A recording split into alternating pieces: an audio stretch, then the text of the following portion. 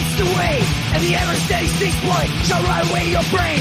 Bad to the bone, bruise the furnace, pick up for days on days, and the great sound covers slow fence have bad writing to slay. We are all damage on damage. We are all damage on damage. We are all damage. The qualified, we are prepared. Woo!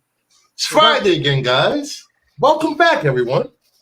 Finally came. I know. We're back. Better than ever. Back. We're back. I don't know if we're better than ever, but we're back at least. That's something. I'll go with consistency. We're here, a little damaged, a little beat up. Some of us think they're the whole damn show, but they're not. Boba Fett. Boba Fett, baby. So we got back. We got Styx Boy with his trivia this week. Is it trivia this week? Styx? It is trivia this week. Oh yeah, there's trivia this week. We got the unfortunate presence of Don Tober. Unfortunately, he's here. Listen, time to shine, baby. Time to shine. And the brains of the operation, just dueling. I am here, and of course, our other brother-in-arms, Jedi, is on a bit of an extended work assignment that is keeping him away because he's out in a time zone that none of us understand because it's so far back. So, it's somewhere in the backward world where his work is not allowing him to be on for right now because it's tying him up. So he said he will pop in whenever he can, and hopefully when this assignment's done, he will be back in the saddle. So he's in limbo somewhere, playing with Lays and what else they have out there? I don't know what they have out there. Mai Tais, pineapple, spam. They love spam out there. Why? I've never had spam a day in my life. Spam is delicious. I don't mind spam one bit. Spam fried rice. Spam fried rice is good. Sandwiches. What else? Spam fried rice. What is this? Hey, I've had spam and eggs. Yes, we don't do that stuff here up here. What are you talking about? You go down to Jersey, you can get pork roll or Taylor's log or whatever the hell they call it, and depending on where you are in Jersey. Pork roll. There's nothing like spam fried rice, spam pineapple fried rice. There you go. Taylor ham, and pork roll. Those are the two names for the same thing, depending on where you are in Jersey. Spam. In the immortal words of Monty Python, I don't like spam. Spam actually survived nuclear holocaust. and then some of us where we're at, we have Scrapple. So every place has their Scrapple, their stuff that's scooped up off the killing floor and processed into a log. I will say that is one thing since I've been upstate is one thing I do not understand, and that is tomato pies. Yeah. Ugh, disgusting. That's a Utica thing. Listen, I don't get it. We need more sweet potato pies, sweet potato pies, freaking yam pies, whatever you want to call them. Freaking. I just want to know who eats pizza with cold sauce and was it Romano cheese? That's all it is. Yeah, Romano or something. Oh, I know. Remember the commercial? That's Italian. Let me get pizza with nothing. The commercial back in the day, it was the extreme cheese. Potted meats and salted fishes. It's what gives you gout. If my pizza is not dripping a gallon of grease, I do not want it. I want the bag greasy. I want to be able to lift it like this. The arteries clogged. All that Yeah. I need to be able to fold my pizza. With a side of New York police. Yeah. Let's go out of the chat. GT Comics coming in at first, second, and third. Second and third. Hey, and Lavo. Jedi is not suspended. He's just on sabbatical away from the show. Yep. Greetings, Terry Floyd. Hanoi. Hello, Mama Bear. Shalom. Hello. I don't mind spam. It's not bad. Also, potted meat and Vienna. I don't mind Vienna sausages. That's a little different. Yeah. Because I can make Vienna sausage with Spanish Listen, rice. these So. are all I'm a the big foods- fan of corned beef hash, which my wife Yeah. yells at me every time I cook it Oh, because it she tells me it smells. looks like dog food. And it these are smells. all the Bruce is a foods that big you fan of, need It smells when, delicious. when nuclear holocaust hits. You're gonna need all these foods in your basement. Nuclear holocaust. The Bruce- nuke. Oh, I have them in my basement. Small weenie. So. I have quite a prepper's pantry. We're gonna have a nuclear holocaust. Then freaking we're gonna have cockroaches eating spam. Spam and ravioli. Chef Boyardee. Yeah, freaking, they're gonna be eating spam, getting mutated from the damn radiation, and growing 10 feet. The amount of grease on your pizza surprised me.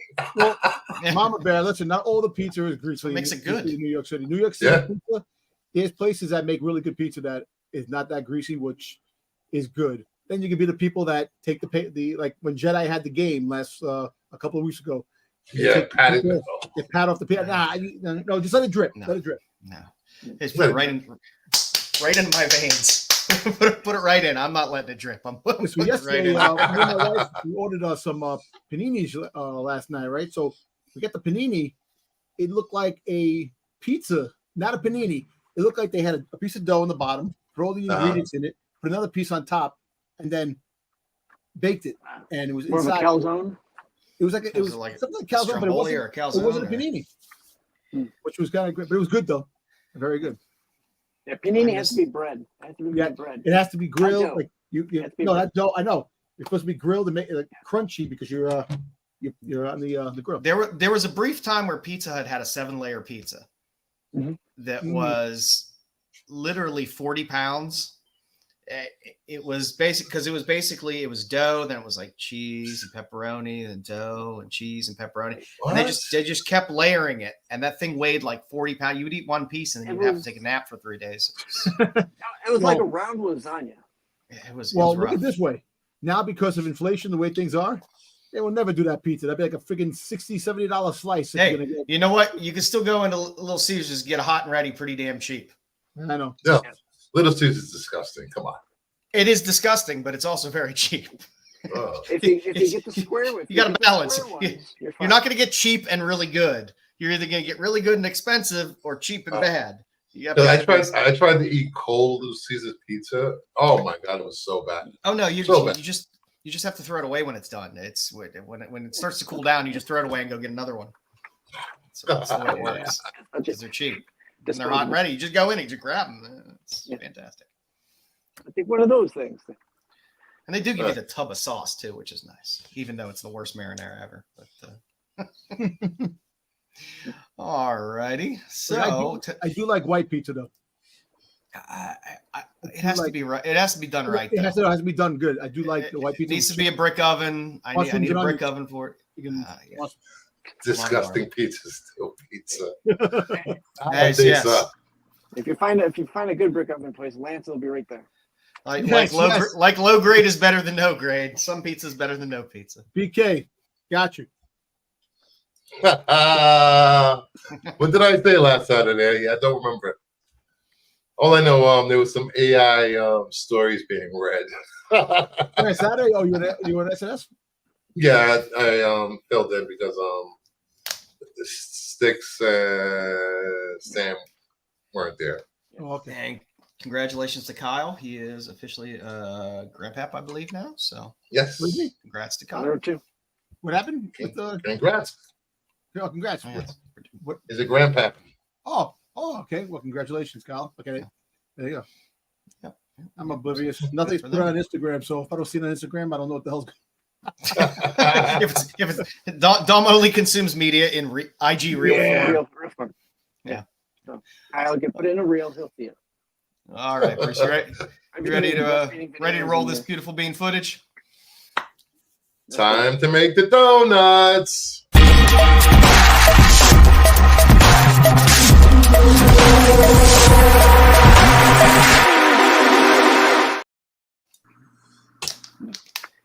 Another week, another outside looking in. Hopefully we will not see any more X-Men books for a while. Just saying, I'm sick of X-Men books. I like the show, but I'm sick of X-Men books.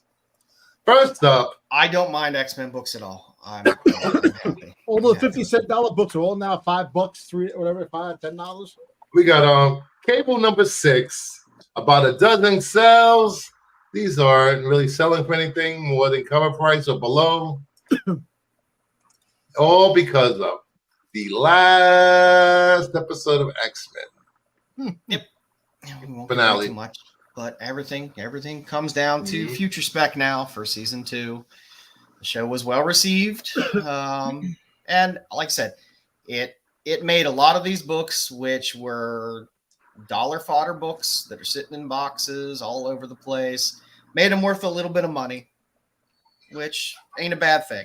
It's still fun to go out and hunt books every now and then and be like, oh, I remember seeing this. Oh, this might be something. You pick it up for $1 in a box, and maybe sell it for $5 or $10, or There you go. maybe just put it in the collection to read it and be like, oh, now There I have you a go. little more background for what might happen in season 2 of X-Men 97. So it's good stuff. Yeah, I totally forgot about this Cable series until I was looking at the books. I'm like, oh, I forgot about this.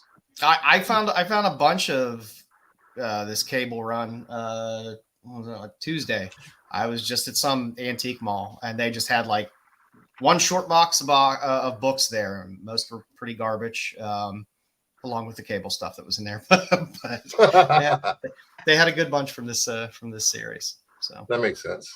Did you get them? yeah, no, I just want to say no, I didn't get them.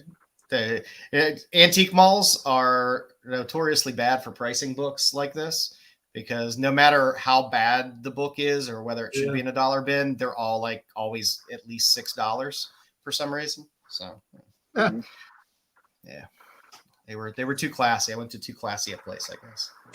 Too classy a place. Yeah, I wasn't expecting any comics there, so I was happy. I got to do something while my wife was looking at stuff. So I was like, ooh, stuff I got to look at. It was fun. Next up, Adventures of Cyclops and Phoenix number 1. Do you guys see a pattern, a trend with these books? Someone definitely did not skip chest day. Nah. Jeez, that artwork is fucking bad. Yes, it So- is. 50 plus sales for a few dollars, not even mentioning how much it's sold for. $2, $3, $4. It is. I mean, it's Three- For 25 $1 cents to to $3 Yeah. is on par with where it is. You'll see a few float a little higher. But It's not even selling above cover price. Yeah, and I agree. This is a good a candidate for our bad covers of the yesteryear. So no, John, not a real mall. It was literally an antique mall. It's a big building with different antique dealers. I haven't set foot in a real mall in a very long time. I can't even tell if that's Jean Grey or Calypso with long red hair. I don't know. I just want to know how much creatine Cyclops is taking. Let's fight the Hulk, man. Yeah. Fight the Hulk. staying his purse and taking his vitamins. That's a wide chest. Yeah. I mean, I'm guessing there's going to be a lot of people binging X-Men 97 now that all of the episodes are out. People will binge it now if they've been holding off. You'll probably get a little bit more of a run up on a few of these books here and there, and then it'll cool right back down. So, but this is where they are now, and this is what people are looking at. And again, it's fun.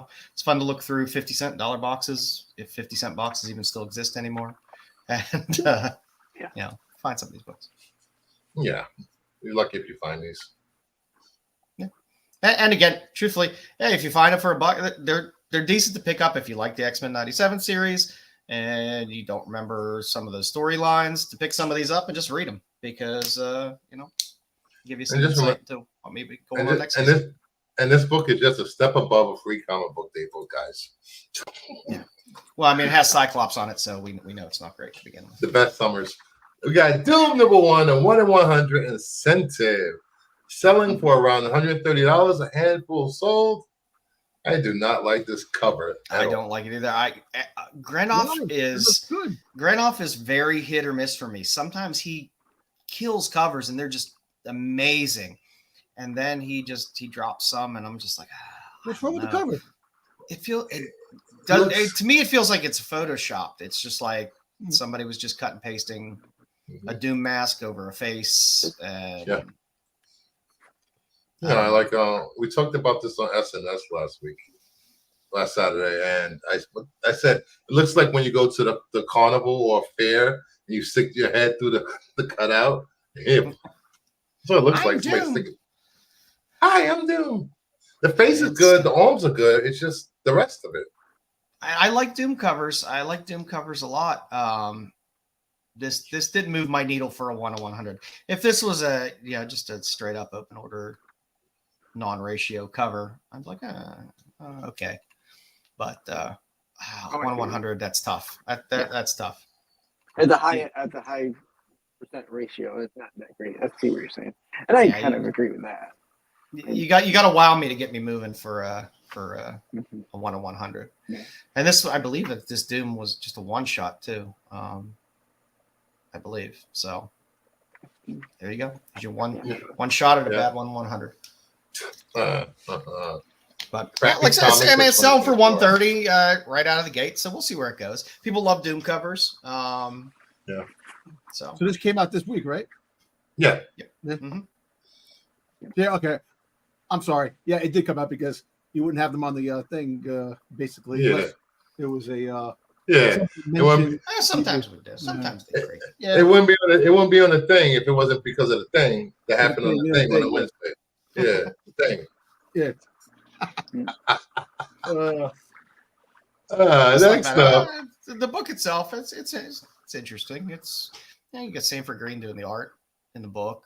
It's a Hickman story. Like I just think you need a little more runway for Hickman to get where he needs to get with things. Yeah, at least 17 books. Tell that first opening world building story. All right, next up we got Marvel .1. There's some spec. It's selling for really cheap. Sam Alexander is being rumored to be the Nova of the Nova movie Marvel is working on. TV series, I thought. TV series. Yeah, I think he's going to be one of their first. Richard Rider? Maybe we'll get some Dick Rider in there. But there's no Dick Rider. Dick Rider, yeah. As you swallow, he's saying Dick Rider. Go ahead. Keep swallowing, buddy. So, like I said, I like Sam. Do we keep hearing about Young Avengers or a Young Avengers-ish team in some way being formed? And, they're probably going to end up pulling from some of the people that were champions, some of the people that were Young Avengers. Who knows who they're going to dump in there. Well, I said something that the Young Avengers is going to be getting ready. I said Spider-Man is going to probably take over Blade spot next year. Coming in, they gave the rundown of what's coming out. So Spider-Man. I wish I would prefer they start with Richard Rider and then move into. They don't Sam. have a script. Everything's getting written out. It's going to production now. It's going to production very soon. It'll be out next year. What? There's no script. The actors haven't signed on. There was something from Marvel, from Disney. They had the rundown. Yeah. I sent it to you guys. Yeah, Spider-Man they said Marvel. It also said they're gonna start working on Midnight Suns after Blade wraps, and Blade will probably never be done. So I guess we'll never see Midnight Suns. Yeah. It is what it is. But yeah, we'll see where they go. I mean, it'll be interesting to see if they do a Nova. Maybe they'll lead with Richard and transition into Sam, but they're definitely trying to build up for that Young Avengers type thing. Yeah, they're starting to push some Kate Bishop rumors out there now. You had that scene at the end of the Marvels where it seems like put the team together. So it seems to be a direction they're going. So we'll see. And nobody's going to care if X-Men comes out, because that's where all heat will go. Well, next up, Wolverine 145. Here's some more spec for you guys. If this is season 2 spec, I'm not going to spoil the ending. Look at them shiny claws.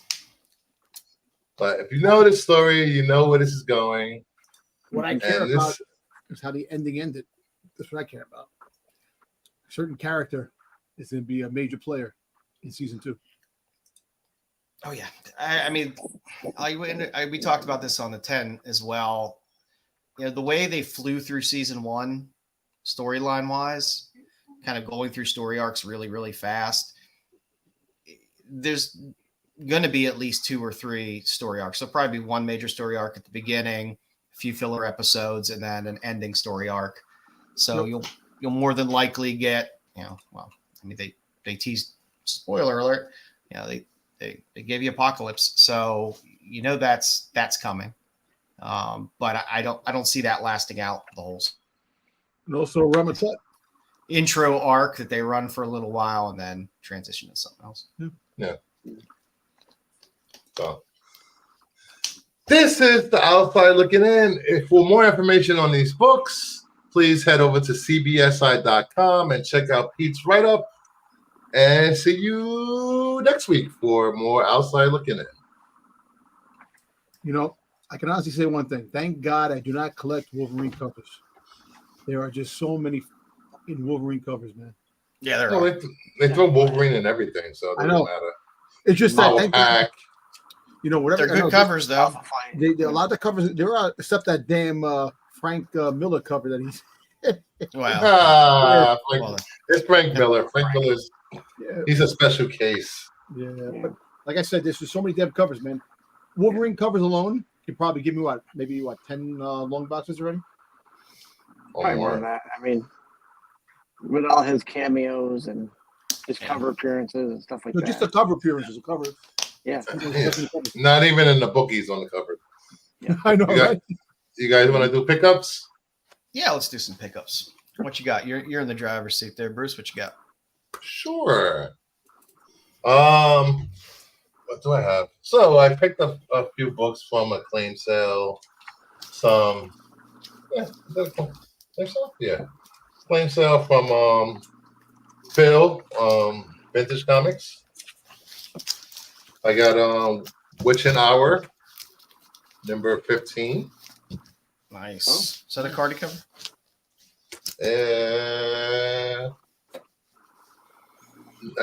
Maybe. I'm not sure. No, I don't think so. I got a little Unexpected, 113. That's cool. Then Unexpected, 114.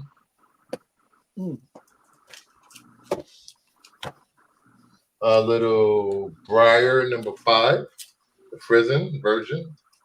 Now I'm waiting on the black and white.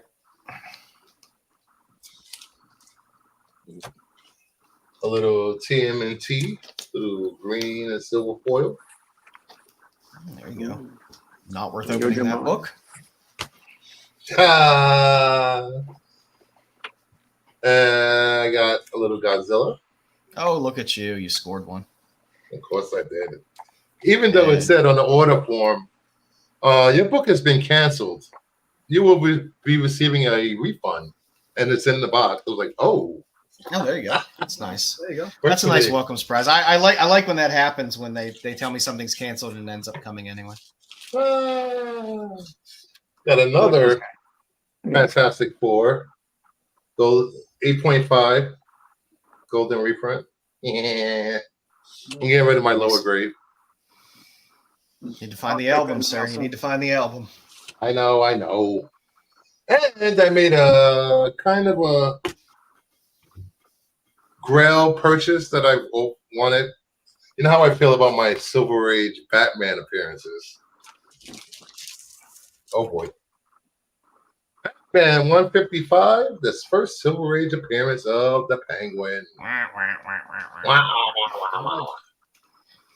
That's a good one. That's a winner. So that's a nice looking 6.5 too. It's a keeper. Yeah. And that is it. Nice. Nice. Let me pop in here. I got a stack of just stuff, just run filler stuff and random stuff that I just felt like buying. So let's see, we got V. Oh, Great series. Yeah, I love that series. We come in peace. that was a nostalgia purchase for me, and then I got some Revival. nice. Just to it's basically run filler stuff. I'm just trying to finish off the run. And plus they're all frozen covers, so it's just goes in the Jenny box. And of course got some Boland. I'm always picking up Boland Wonder Woman because there's no reason not to. Also always picking up Satana just because I like the special. And then I got a lot of Spirit because I like Darwin Cook. And I got some great covers. You've got Spirit. How about you?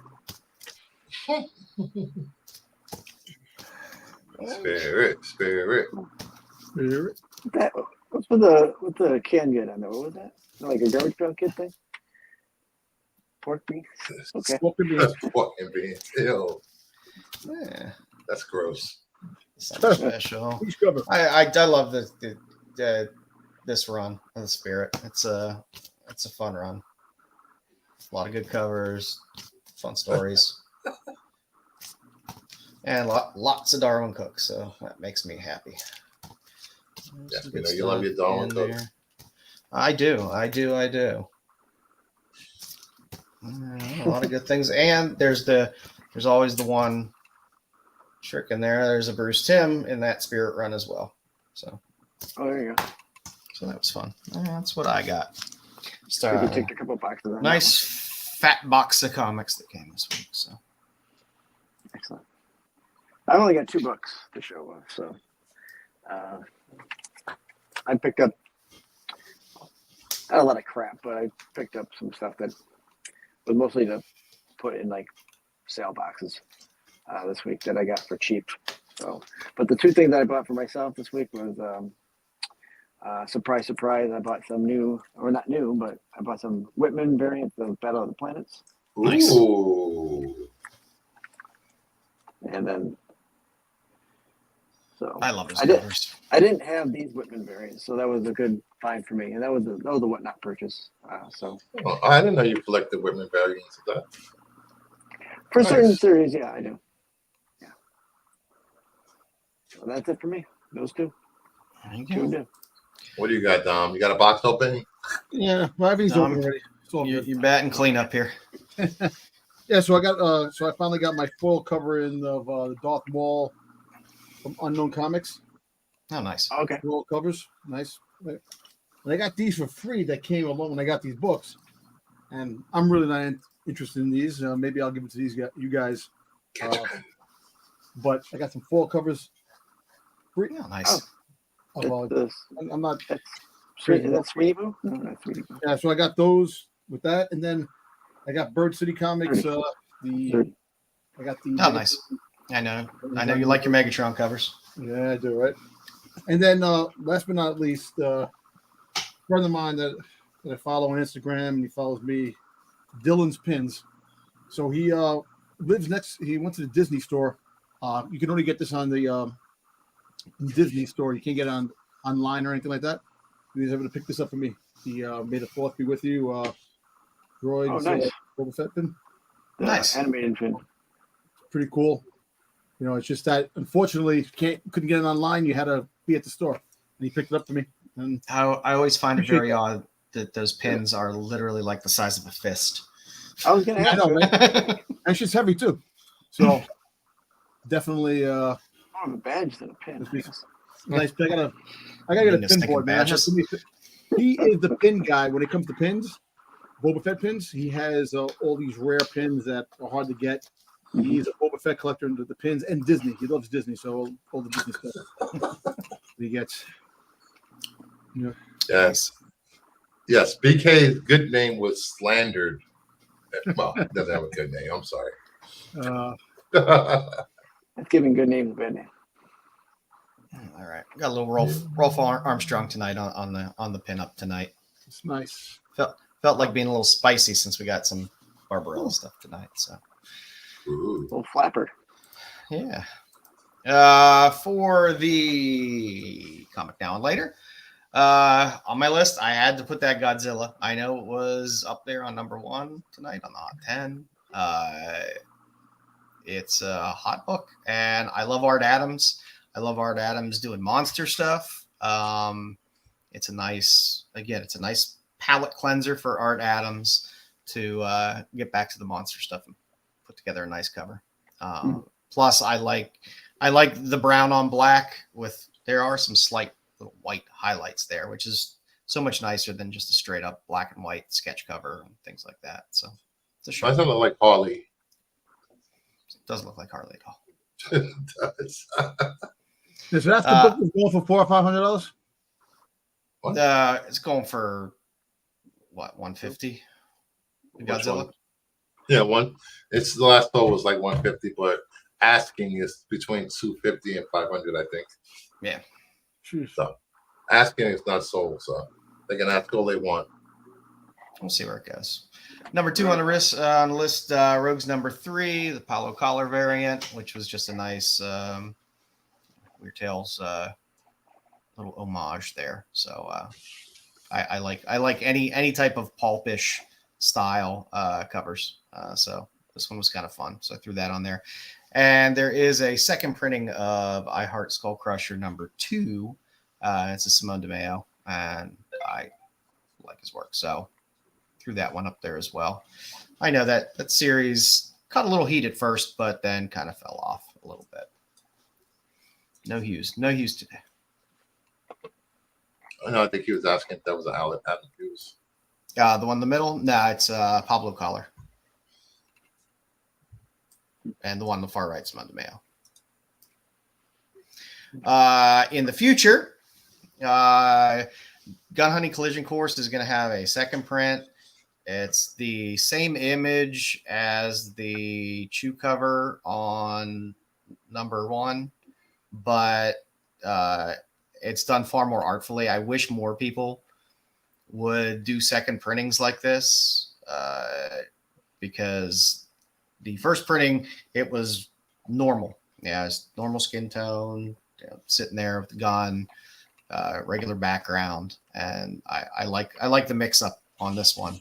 It's pretty sharp, and Gun Honey fills many boxes of my stuff. So there's a lot of amazing covers, but I like when they do the good second prints because they normally do a good job. And next on the list, it's not Gotham City Sirens. It is just Gotham City Sirens. Good. I stuttered because I like this cover so much. Gotham City Sirens number 1. There's a Raza variant, which is one of the better Harley covers I've seen in a long time. Is that an open order? I believe it is. DC just dropped this, and I only saw this on like one place where they dropped some of the covers. So, to the best of my knowledge, it's an open order, but we'll see because it just dropped and they just dropped the cover. So we'll see where it goes. And of course I had to put in, there's a new Florida Man series, Florida Man versus Hogzilla. I love the Florida Man series. There's always wonderful, wonderful covers. This is a series that if you're at your local LCS, look out for because every now and then they drop a really, really great cover. It's a really low print run. So keep an eye out for it because they drop some winners with this series. So keep an eye out. In the pulp marketplace this week, just got a couple books. Captain Satan. I like that. Captain Satan. It's just a great cover. It's called Santa wrong. It's a Malvin Singer cover. For a 3.0, it sold for $204, which ain't too bad for a pulp from 1938. So it was Captain just, Satan, King of the I Satan. literally just, I chose it because I just really loved the cover. It was a really cool cover. That's crazy. The books they had back then, man. Holy shit.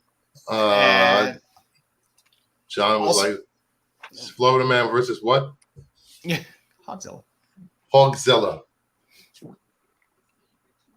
So second on the list, Detective Action Stories, number 27 from 1937. Again, a 3.0 sold for $444 at Heritage. It's just a good skull cover. And you could see how just poor and beat up those pulps are. I mean, even for a 3.0 hiding behind that plastic, you can tell that thing is hurting. It is hurting. There's not the type of love that you can do with some of the comics with some of these pulps. There's not. They're so fragile that like cleaning them is you're risking the book to do a lot with it, and you're not going to press it either. I wonder if somebody's ever tried to press those. I mean, they're square bound, and I wouldn't press it. The paper's so brittle. Yeah, I mean, they're called pulps because the paper is so crappy, and the paper chips, and it's just like if you do something wrong in it and you turn the bag upside down, it's just like snow coming out.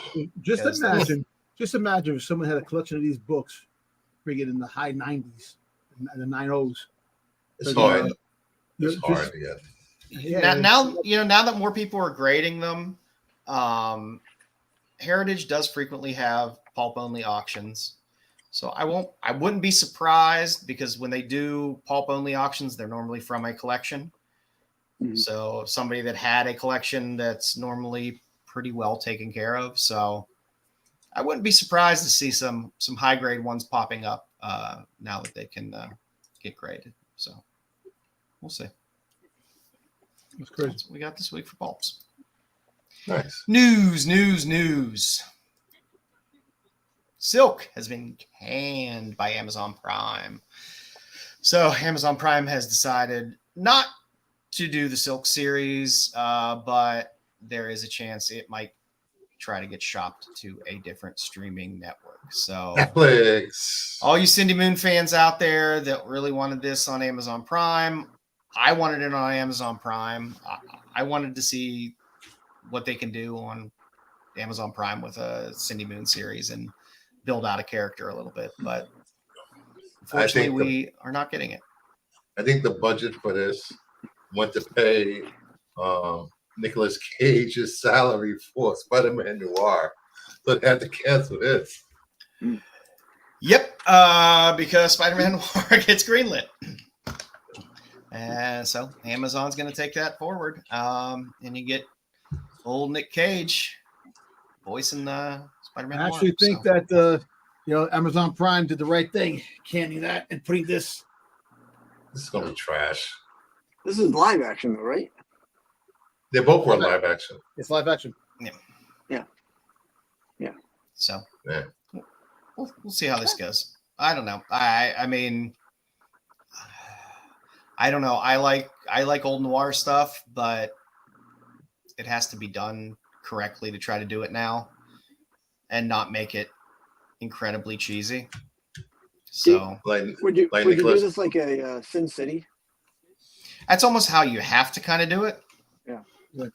It has to be black and white. It has to be high contrast with the black and white. I don't know. It'll be interesting. I mean, I'm interested to see what they do with it. I'm all for, any of these series trying to have a go of it. It doesn't hurt. It has to be better than anything Sony's putting out in terms of movies. So the Hallmark Channel puts up better movies than Sony. Well, you can't do any worse than Madam Web. They set the bar. Set the bar down here. Thor Love and walk Thunder over it. Thor Love and Thunder is really close to Madam Web, all right? No, I think Madam Web sucks even more. No, Thor. Did you watch it? Madam Web. I watched Thor Love and Thunder. That is true. I would be. It'll be interesting to see who they possibly cast as. You know what is good about Madam Web? was the tits and ass. That's it, man. Other than that was good. Yeah, it wasn't a superhero movie. It was a horror movie. It was Well, something. Well, look, let's put it this At way. least they tried. Sony, Sort of. you see, Sony is like, think about it. Sony purchases Paramount, what they're talking about, all that, and they're gonna sell off. They fell off. They're not doing that. Fell off a long time ago. Yeah. Where you been? Yo, dude, like I said, I've been watching stuff, and the last I heard was that they were gonna, if they purchase it, they're gonna sell off the streaming part, the Paramount Plus. And why? And people say, why would you do that if you're trying to get things? They get paid more money not having a streaming service. Streaming services are dying now. Basically, if you really think about it, they're not dying. They're not dying, but they're not making the money that They're not making the money. they were going to. that's why I think so. See, so Sony's not going to get that. I thought they would get Paramount, and then No, Sony doesn't need a streaming service. They just send it to everybody else. Stuff. They just shop their stuff wherever. That's smart. And, look, as much as I don't want to say it, as much as I don't want to say it that much, Sony should rent out Spider-Man just to the Disney and have them just do the characters. They said rent out Spider-Man. Well, because they're not going to sell it. That's the thing. They will not sell the character. That's pimp, You're acting like there hasn't been good Spider-Man movies. They have been. No, I'm saying there's good Spider-Man. The whole fact is that's why they can experiment with some of these lesser known characters and see if it works or not. Because they can always go back and make a Spider-Man 4. Everybody that's like, Sony sucks. Spider-Man, let's go. Yeah, you know what? If that's those things don't work out, I don't know why they just don't rent it out for a high amount of money. Just rent out the whole Spider-Verse back to Marvel for a significant amount of money, and just not have to do anything and just collect the check. Right. I think for them to keep the characters, they have to use the character every few years. So renting them out will defeat the purpose. So that's why. But see, that's why they're doing. They keep making all these absurd characters, because if they don't do a certain character, they lose the right to do those characters. That's why they're pushing everything out. It sucks. No, that's only applies to Spider-Man. Doesn't apply to. No, it applies. Yes, it applies any Spider-Man character. If that was the case, they would have lost the rights to a ton of Spider-Man characters a long time ago. Yeah, they wouldn't have been able to do Kraven, because when was the last time we saw Kraven? Let's go Kraven. Well, Spider-Man 4. We'll never see it, Kraven. Hey, I want to see Kraven. Rated R, bloody. I want to see it. Well, now you gotta wait till next year. Buddy. I'm sure it'll be as rated R and bloody as Echo. There was blood in the beginning. Hey, that bowling ball probably hurt. For sure. Hey, that was the second most watched Disney show, right? Disney Marvel show. I'm definitely looking of 2023. Let's put a few more qualifiers on there. I'm actually looking forward to Daredevil Born Again. I want to see that.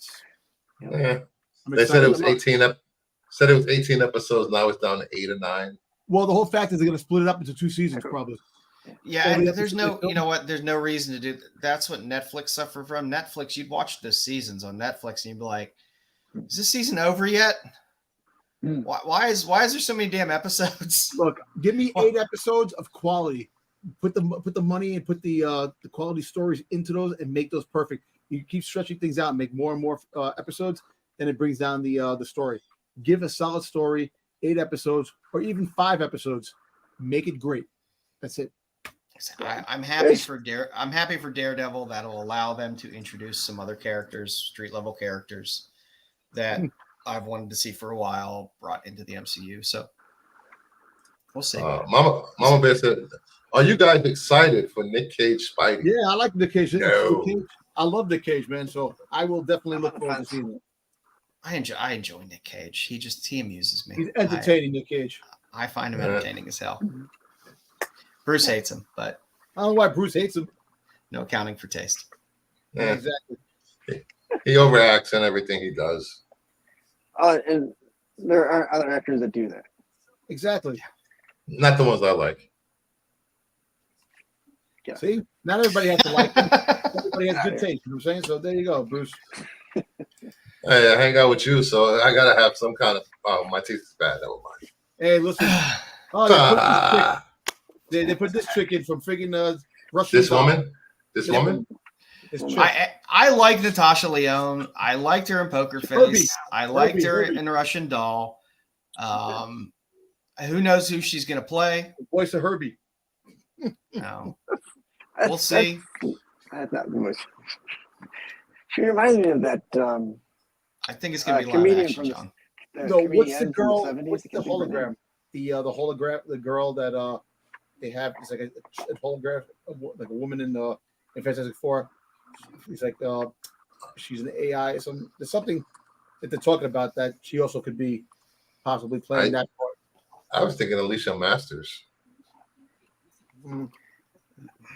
Yeah. Who knows what they'll throw right now? But they seem to be cranking in recognizable faces into this Fantastic Four movie. So we'll see. Yeah, and I think was it John Malkovich is puppet. Malkovich is the puppet master. So that'll be good. I'm happy with the casting. I'm okay with most of the casting of Fan 4 so far. I'm fine with it. And truthfully, the only person I'm like, is Pedro Pascal, but that's just me. Hey, well, he's playing Jesus. Coming up in another Cage will just do the voice, John. He's not going to be in. He won't be in a suit. Firestar. Oh God, we don't need Firestar. Not Firestar. They're gonna be Firestar. Spider-Man and his amazing friends. Do that live Well, action. they could do that if the new Spider-Man, if they make the Spider-Man cartoon. If they write that off the X-Men's cartoon and make they make Spider-Man again, you could have those and his amazing friends. I like that. That's good. That's good. I enjoyed that series. DC, we might be getting a new DC logo. It's about time. So it's rumored that at SDCC this year they might release a new DC logo for all you logo heads. Dumb comic. I still say that the DC bullet point 1976 to 2005 is the best logo they've ever had. Which one? The 1970? Oh, that one? Oh, the old. With the 4 stars there. Yeah, That's that's classic. That's the best logo they've I ever had. actually like the 2012, 2016. I like that, the way they do that. I like No, I that. didn't like that. Why? That's when, I like the old Golden Age and Silver Age. I like the old school circle. That always And that limited edition DC Superman logo. There aren't too many books you're gonna find with those logos. it was You have a them short all. period of time. You have them all? Mhm. right after the DC Universe I don't logo. know. He's going after those. No. I wanna- That red DC one was the worst though. The that was 72 to bad. 74. That was just Oh. like Yeah, looks like a rubber But, stamp. but yeah. I mean it's about time. 2005 to 2012 wasn't that bad. I like when places update their logos, especially DC. It's easier to look through boxes and know what you're looking for and be able to gauge just based on seeing the DC logo, whether it's something you're looking for or not. Mhm. So it's always nice. So we'll see.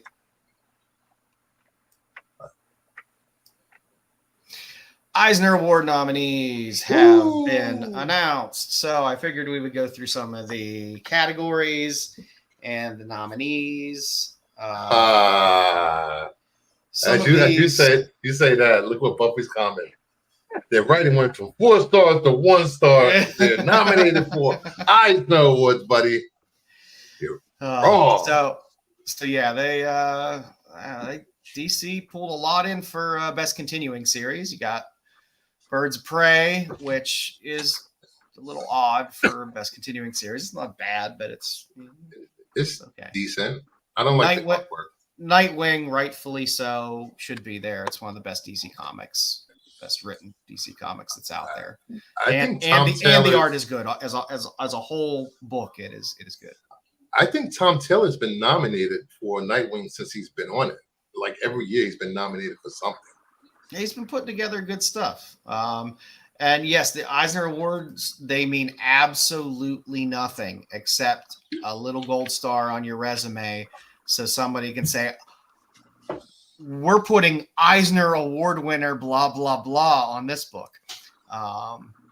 But I find them, I don't really give a shit who wins. I find it interesting who's nominated and kind of seeing, okay, is there any legitimacy to these things based on who's nominated in there? And as we see going through here, you'll see a few things you're like, I don't understand why there's nomination there. But Shazam, I like Dan Mora a lot. Not a huge Wade fan, but I understand people are. I didn't get that much into the Shazam book. It was pretty good. I'm sad to see Mark Waid leave Shazam. No surprise that Transformers is on there. Yep. I don't know, maybe it was the timing of these because Transformers came out first. So I'm guessing some of the like Cobra Commander and stuff like that.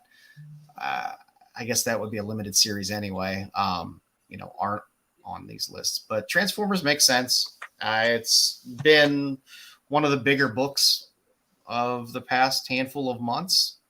That whole Skybound universe has done a really good job of tying together all those books, making them feel relevant and keeping you interested in them. I mean, from the time Void Rivals came out till now, people were still talking about it. And how often in comics are we really talking about something months and months after the whole universe starts off? It's pretty rare. So it's a good accomplishment. And I love Daniel Warren Johnson, so I give him all the props in the world there.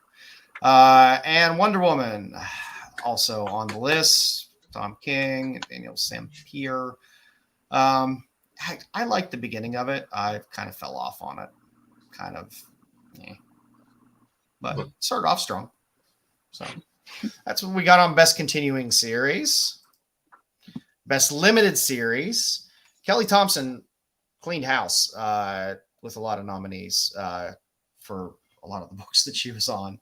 The Call, which, again, had gorgeous covers. Interesting book by Kelly Thompson and Batia D. Lewis from Image.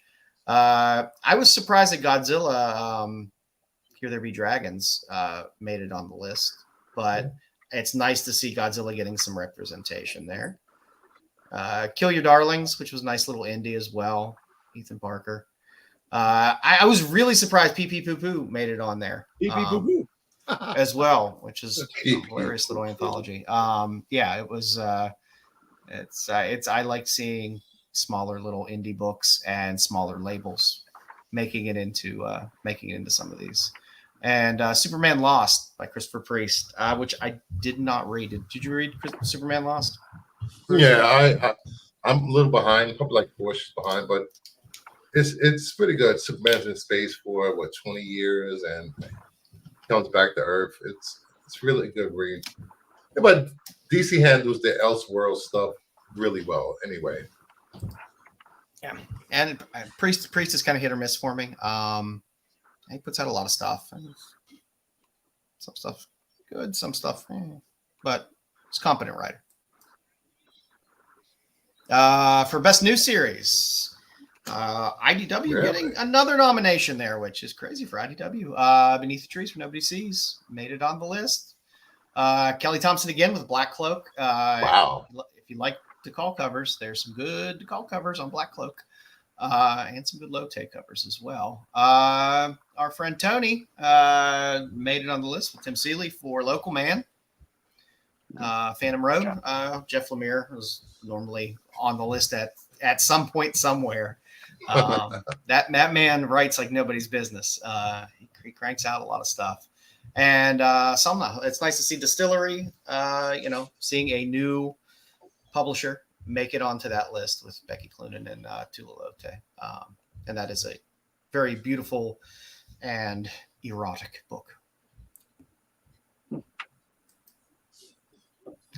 Best Writer, we got Stephen Graham Jones, Earth Divers, another IDW book. Again, surprising me that IDW popped up as much as they did in here, but they did.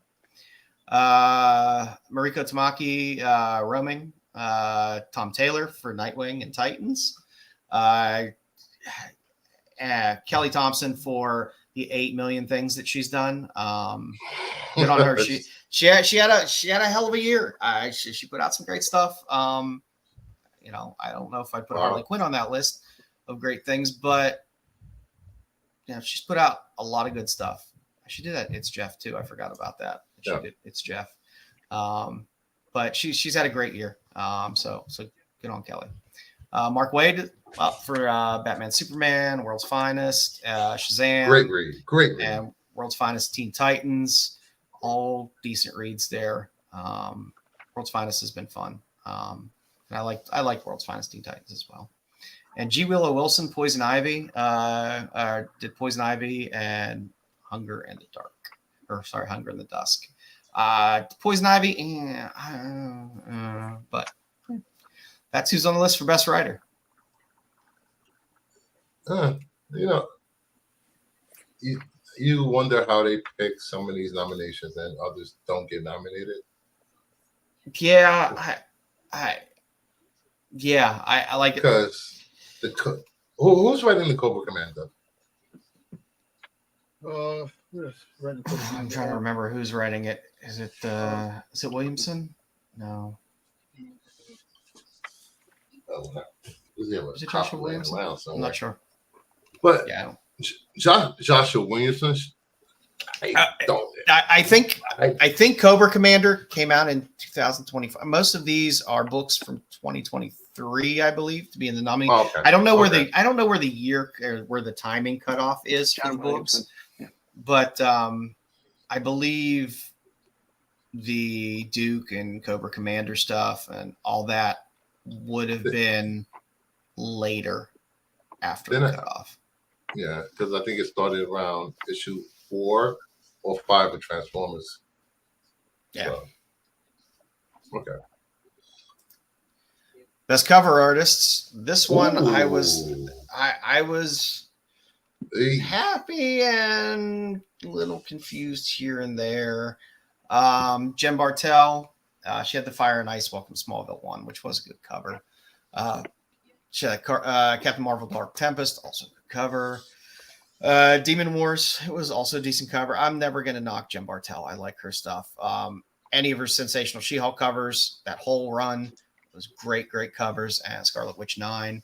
So, like I said, I'm never going to knock Jen making it on the list. I love her stuff. Evan Cagle on Detective. Those have been some great covers. They've been good covers. They're different. Yeah, they're definitely different. They're definitely cool looking. So I mean, I could definitely see the appeal there. Jenny making on the list for 8 million things because Jenny bangs out some great covers. I need that Poison Ivy number 8. That's what I need. That was it a 1 in 50?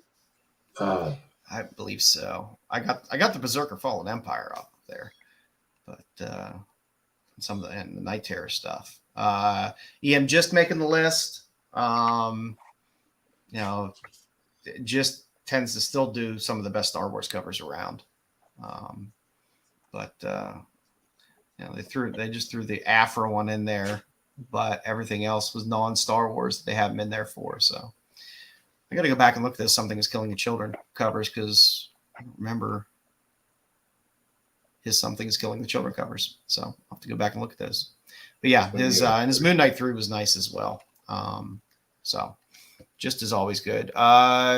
Peachy Peach making the list. That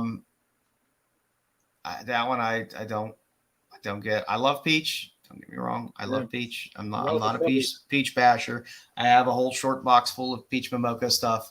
But in terms of what was put out last year, I don't know if I'd have that on the list for the Demon War stuff and various alternative covers from Marvel.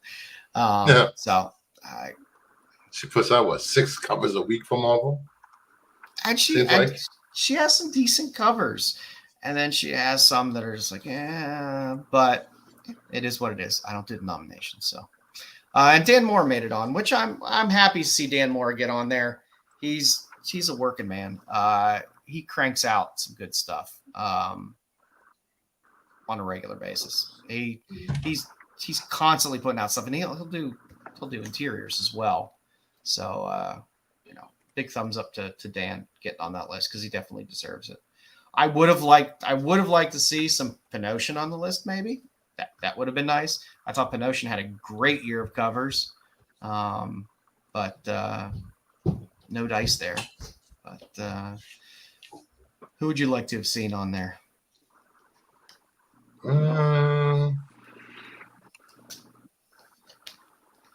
Yeah, no Villalobos on there, which Lobos did some nice stuff and just kind of hit last year too. It was. Hughes did a lot of good covers last year too.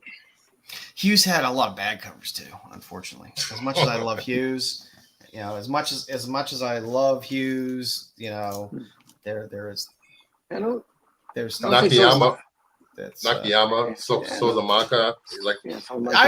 I'm surprised. Says Micah. She didn't have a ton of stuff last year, but she did have some. She tended to catch some heat, and then there wasn't a ton of stuff. But all of her stuff was quality. Yeah, she didn't put out a lot, but it was all quality. Yeah. I don't know. I would have liked to see Tula Lotte make it on this list as well. I just thought a lot of the stuff she did, Barnstormers and stuff like that, was really, really solid work. But what are you gonna do? Hey, Artrell. And just for some fun news, an Indiana judge ruled that tacos and burritos are Mexican-style sandwiches. So the story behind this is this taco place wanted to open in a strip mall, and there were limitations on this place that you couldn't have outdoor seating, and it could only serve sub-style sandwiches.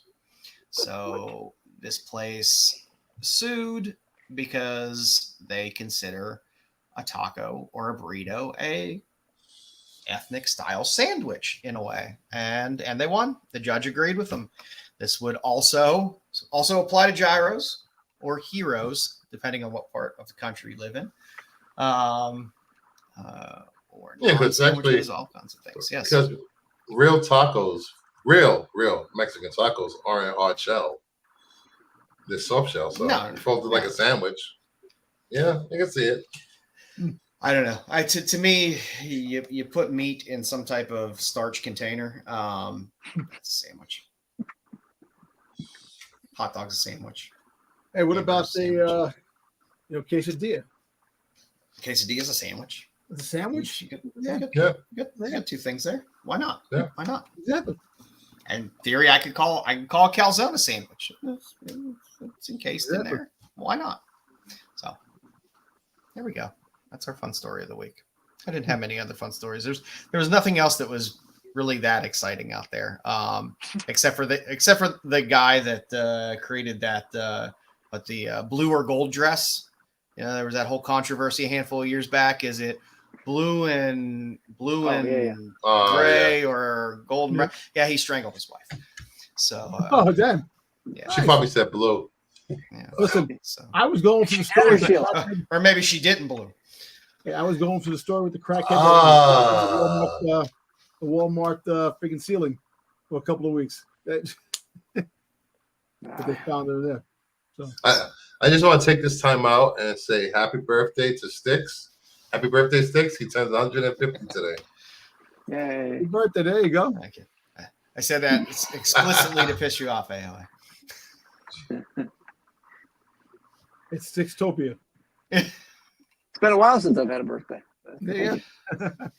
For That's Not a Comic of the Week, our friend Cosmic last week, I believe, in the chat said, hey, what about blacklight posters?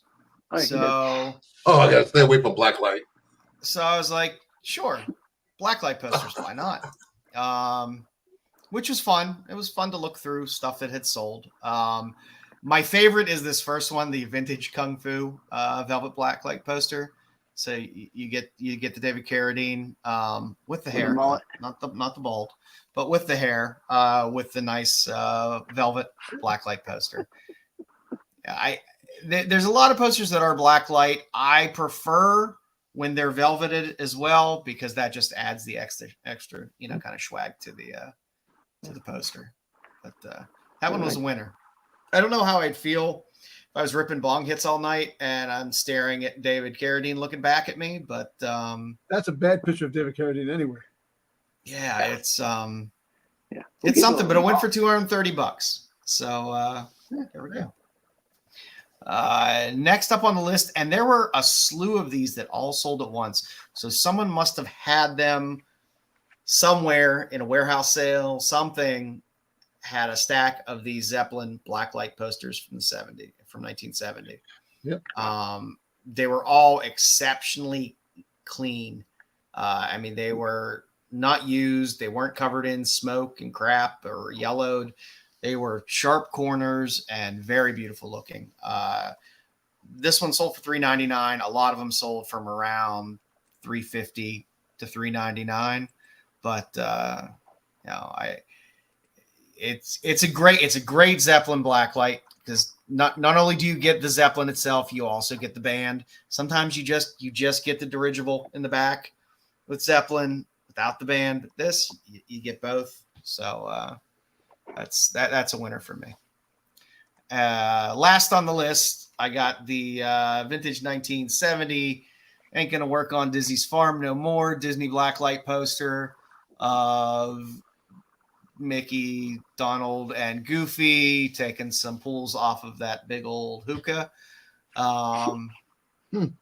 which is just a fun poster. The true blacklight poster that I wanted to put on here that I couldn't is the famous Wallywood Disney orgy picture, which was also made into a blacklight poster. What can you put on it?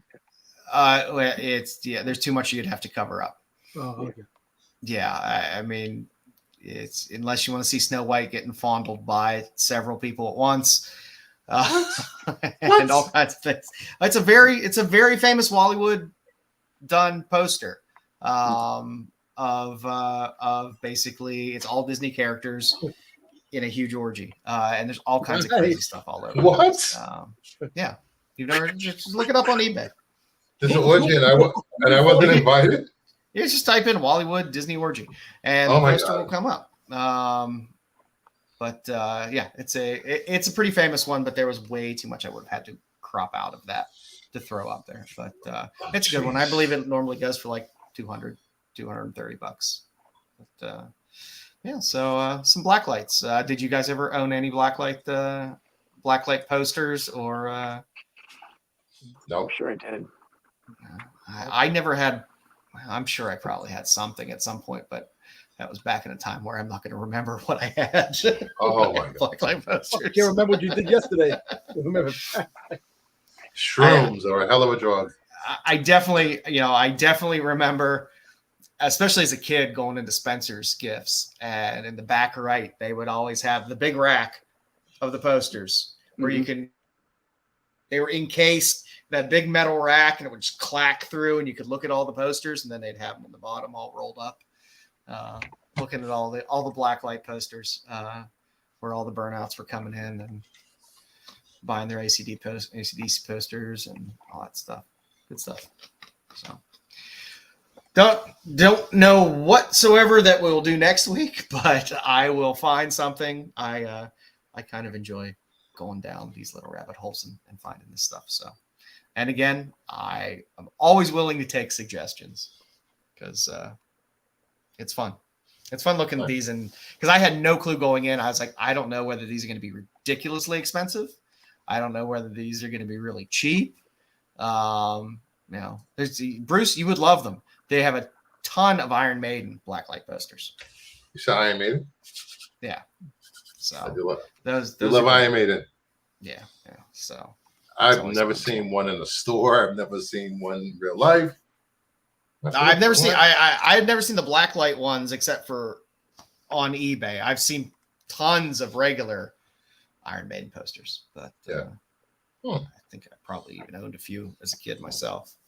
Next time I go to Pittsburgh to visit Max, I'll go all those stores he likes to go to. Just go to Ides. All you gotta do is go down to Ides if you're in Pittsburgh. You'll be happy.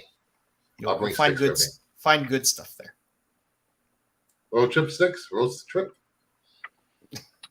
Yeah. All right, Styx, you ready? Let's do it. Let's do it. Got some Barbarella.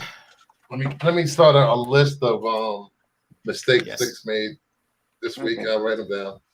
They're John. Almost all Iron Maiden posters are all just huge posters of Eddie.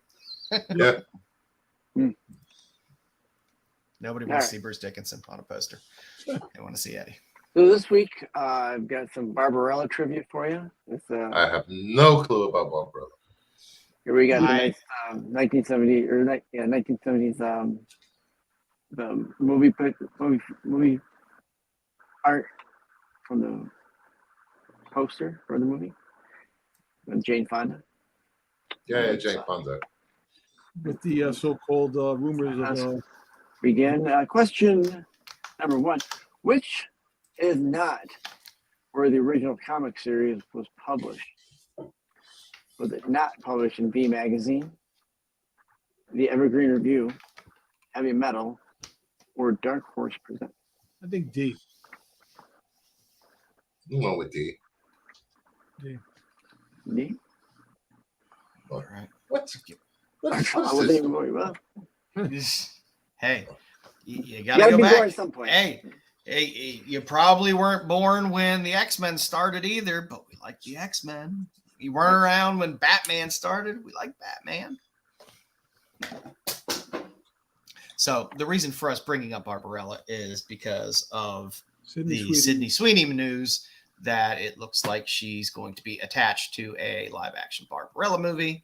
So I really hope that the outfit she wears is remnants of Jane Fonda's outfit. We'll see. Oh, I hope she's fully clothed. I hope not, because you know what? Yeah, conservatives will probably say that. Yeah, cover up. It's going to cause. Yeah, conservatives will say that. Cover up. Put those things away. Put those things away. And this isn't in my trivia. That costume that they use isn't really even the costume he has in the comic series. So, not really.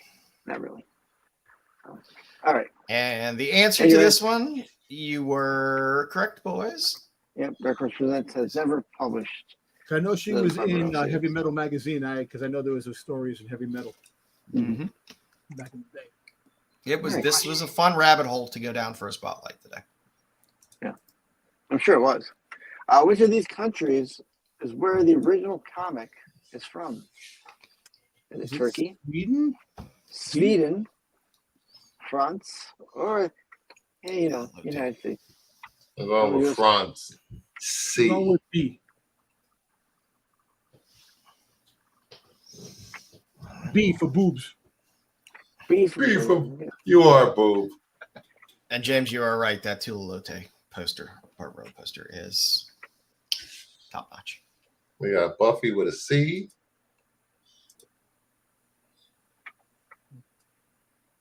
I guess that's it. Artrell with a D. Question mark. Can I get a D, Alex? Yes, consume mass quantities. And it was originally published in France. Barbarella started out as a French comic. You took a guess on that, Christopher. You didn't know that shit.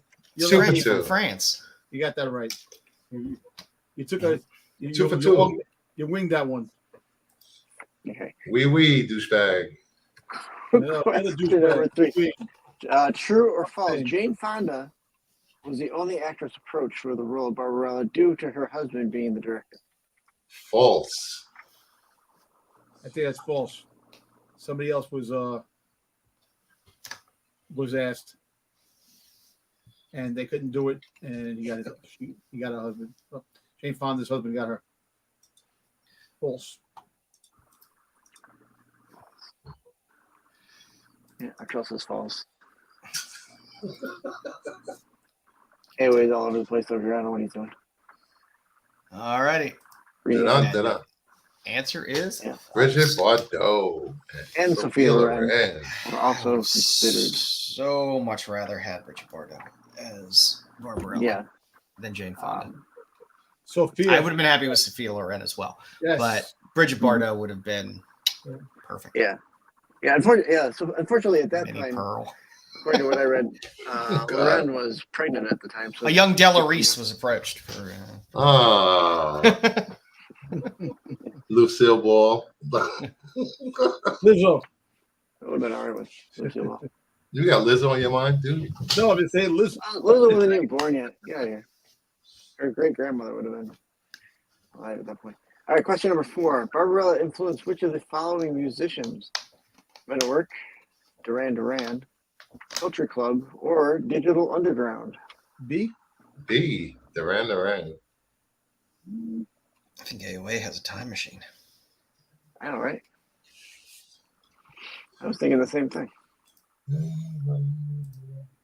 B. He said that like 3 minutes ago. The question wasn't even up yet. Now I got Ordinary World stuck. Get out of my head, AOA. Get out of my head.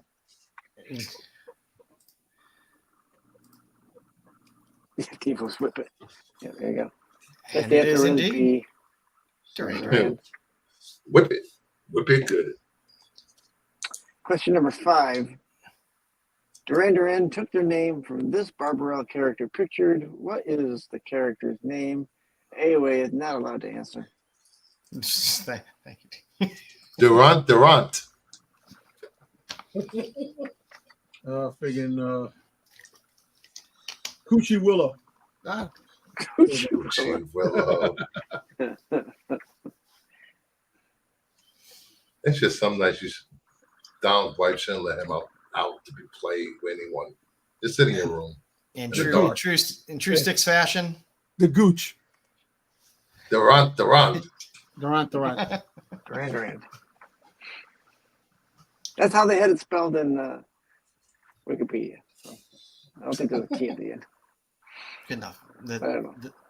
The CIA's encyclopedia is good enough for us. Dr. Double D. And thank you for playing. Excellent. Yeah,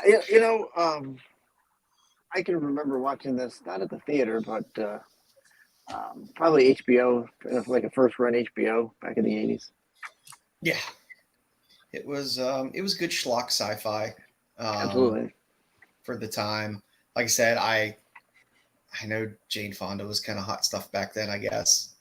Yeah. But man, Bridget Bardot would have been just hands down amazing as Barbarella. It would have been a completely different movie and still probably loved a lot more than it is now. So Maybe. I figured we'd go through and look at some Barbarella. Barbarella's weird because a lot of the stuff isn't necessarily in comic book form, especially the old stuff. And a lot of it was foreign originally as well. So a lot of these books, if you're in comic shops, flea markets, things like that, if you're looking through magazines, if you're looking through hardbacks, if you're looking through, things like that, you could possibly come across these things. So it's nice to see some of these things, have them be recognizable. So if you see them in the wild and somebody might not know what they have, you kind of pick it up. Put the picture in your mind of something you've seen. Yep. So originally, Jean-Claude Forest published the first Barbarella story in V Magazine. Not the current V Magazine, that is the New York Fashion Magazine, but the old men's humor magazine and kind of French men's magazine, V. So that's where he first had the first handful of panels of short story with Barbarella. In terms of things coming to the U.S., Evergreen Review, which is a magazine that is actually still around,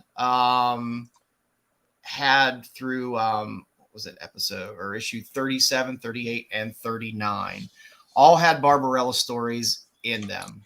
So if you're looking for kind of the first American touch of it, this Evergreen 37, the first one there, is the way to go. You get her on the cover.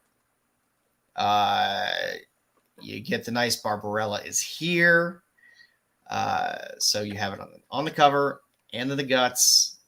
So you get a good bit there. If you ever come across that, it's definitely a great one to pick up. You can still find some of these somewhat reasonable here and there, but the shape that these things are in is often pretty bad because people weren't really bagging and boarding Evergreen Review magazines. 38, you get a good, other character, but at least they're saying Barbarella on the front, and it has Forrest's art on the cover as well, which is nice. And the last issue has that horrible cover, and you get no Barbarella on the cover, but it is the third part of the Barbarella story in the guts, as well as a small Jack Kerouac story as well, which is nice. But that's one that's not bad, because sometimes if there is a stack of Evergreen magazines somewhere, that is one that you could possibly find and end up getting really, really cheap, because it's not on the cover. It's written really small at the bottom where it says Barbarella, and sometimes that one can slip under the radar.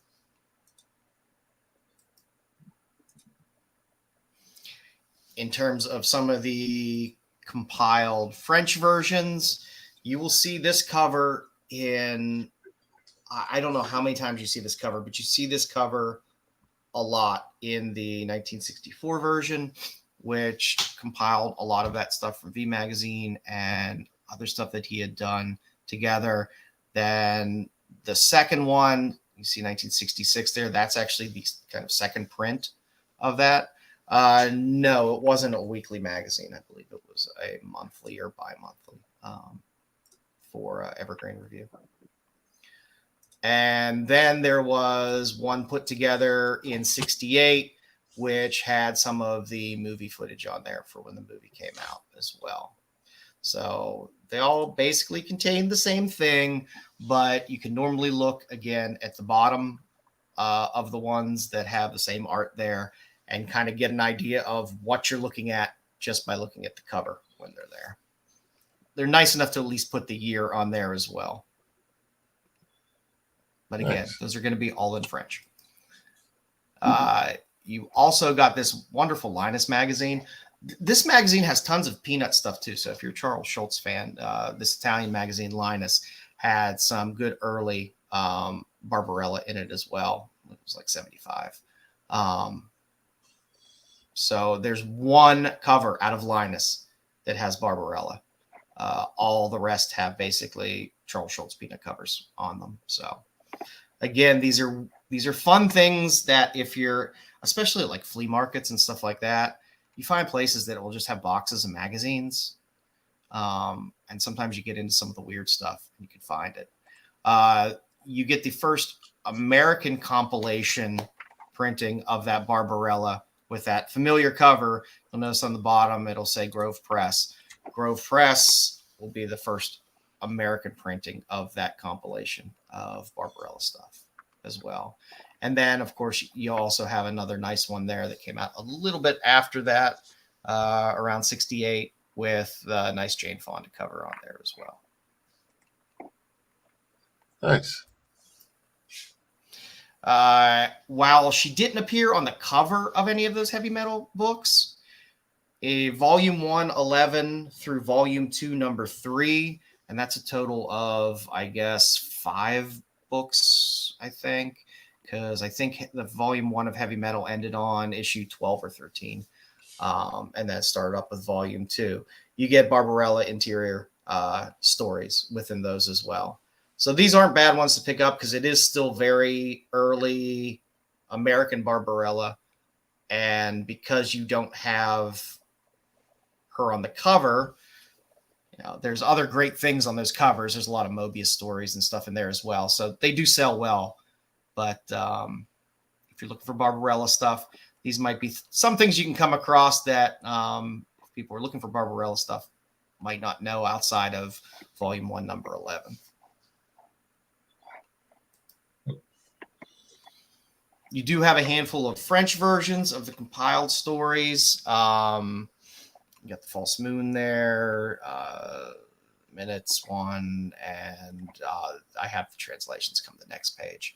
But it does have a lot of the original Forest art and some of the funner art on here. A lot of this stuff, not easy to come by, especially in France at the time as well, because it is pretty sexual in nature, in the guts of the Barbarella books originally. How sexual was it? Not only was it a space adventure, but it was an erotic space adventure from Milan Minsky. This little set was really cool. I believe these were only available from Virgin Record stores, but I think only in the UK. There's New Adventures of Barbarella. It's all Jean-Claude Forest art, and there's only 4 of them. They're not very easy to find. I'm guessing they're not going to be in great shape at all, and I'm pretty sure they're just kind of minis.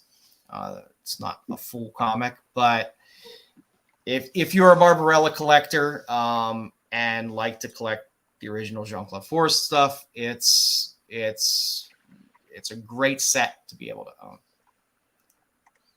And I like the fact that Virgin Records did this, that they had, they put out not just one book, but put out 4 books that were only available in Virgin Record stores. It's kind of fun. Store exclusives. So start looking over there, Styx. If I find them, I'm going to send them to your P.O. box if I find them over there in the UK. Yeah, absolutely. I might start looking myself. You did have Kelly Sue DeConnick put together some compilations and adapted stuff in English of the original stories. So The Wrath of the Minute Eater was in there. The Moonchild, which has some of the False Moon stuff in there and some of the stuff from Heavy Metal. And the first series covers, let's see, that first one covers, I believe it covers False Moon and the Mirror, this one over here. And it also covers, I believe, this one as well. So the humanoids, if you want to get into old Barbarella, the Kelly Sue DeConnick humanoids adaptations have a lot of good stuff in there from the original. And now we get into Dynamite and their 8 million covers. Dynamite really brings it only 8 million. There's some really good stuff they had really fun artists do a lot of this stuff. There was a small holiday special, which was just a one shot, which was nice as well. But their first series, Linsner, Broxton, there's Hack, there's Angela Wu. There's some just really, really, really good covers. There's this Atlas Comics signed Joe Jusko cover as well in the first issue. The very first issue, which I think was it like 2017 or so, had a lot of really cool covers on it. You got Stephanie Hans in there as well. Just a lot of really, really cool covers. I didn't even know they had Barbarella comics. Oh yeah, there's been 3 series through Dynamite. Yeah, they're on the 3rd now. Yeah,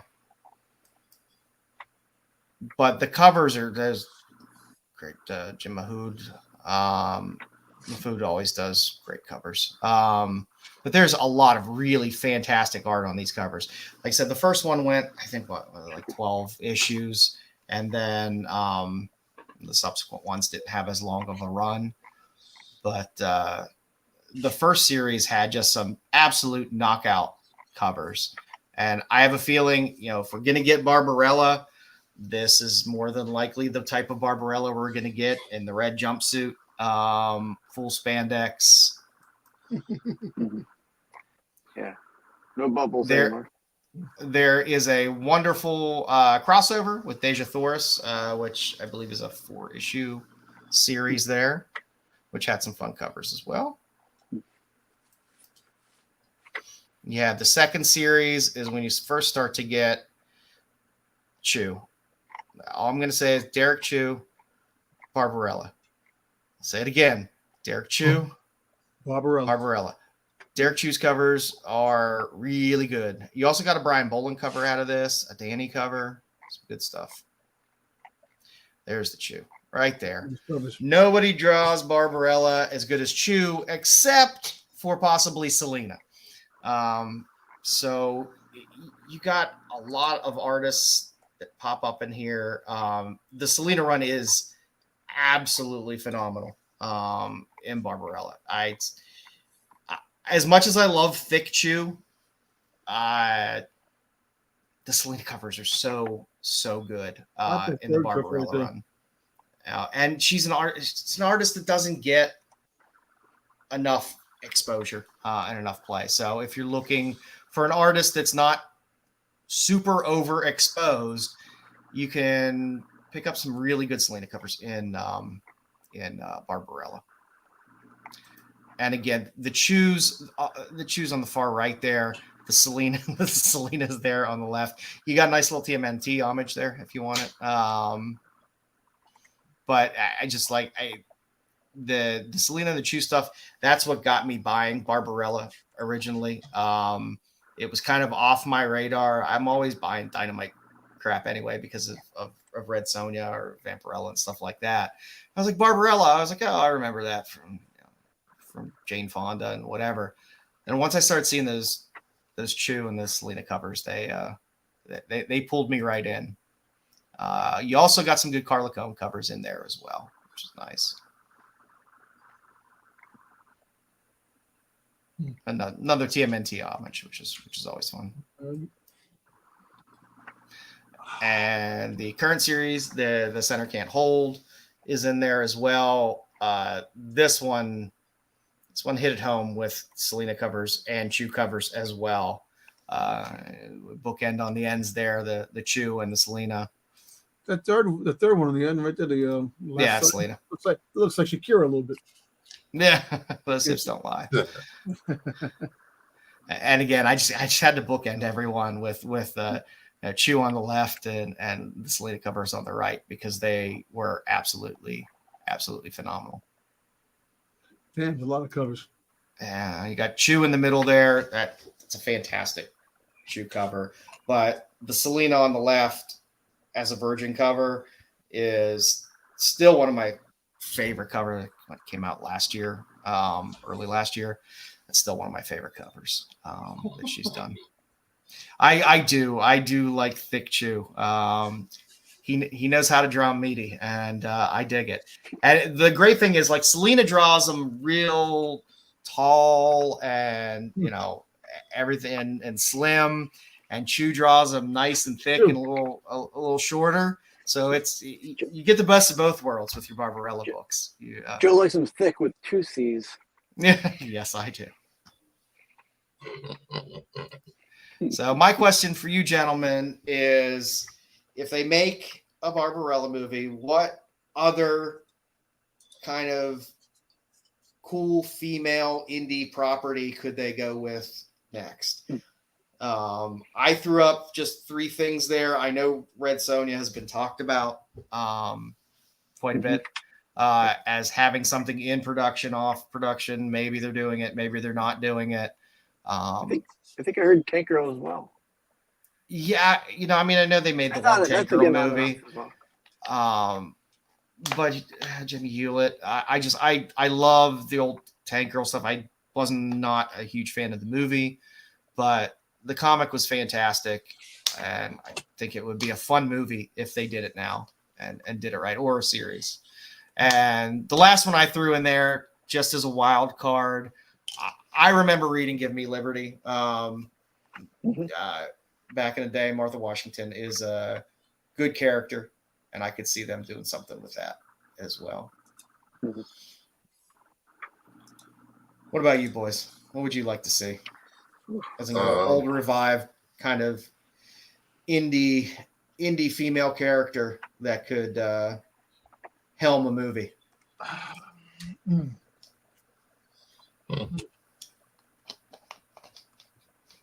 Unfortunately, I wasn't a big indie comic reader. Missing How out. about Bob Wire? Barbed Wire, I think they could reboot that. I mean, you had the Pam Anderson thing, but that would be fun. I think they could do something with that. That would be fun. Yeah. I mean, I'm sure we'll probably see some, major DC character or Marvel character get something. Although Batgirl didn't go so well, so I don't know if I don't know if a big studio is gonna take a bite of that apple at this point, unless they have a major character to work with from DC or Marvel. Yeah. And what about like Angela? From Marvel. Since that character's been like thrown all over the place from the problem with Neil Gaiman and McFarlane with the whole. Yeah, I don't know. It would be interesting.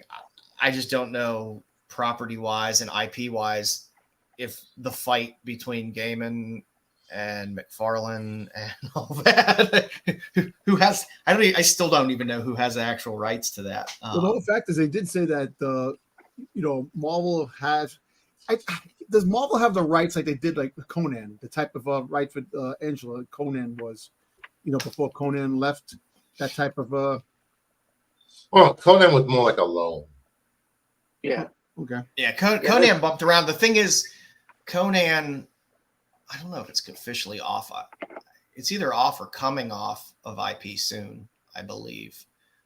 But you can make Conan books and just not use the word Conan and call him the Sumerian and put out books, because there's plenty of people that put out the Sumerian books that are basically just Conan books. You just don't call them Conan. Mm-hmm. I don't know. I'd like to see. I'd love to see a Tank Girl series. Yeah, especially animated. If they made an animated Tank Girl series with adult level, like we get with like Invincible or something like that, I think that would be a fun series for them to do.